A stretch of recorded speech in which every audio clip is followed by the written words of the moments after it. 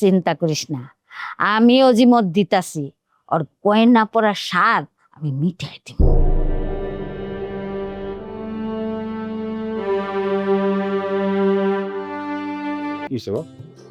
একটু ড্রয়িং রুমে আসতি, একটু জরুরি কথা ছিল।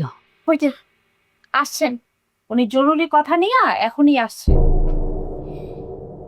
এই যাও তো যাও, দেখতাছো না আমরা একটা জরুরি মিটিং এ বসি, আর আইসে উনি জরুরি কথা লয়। যাও।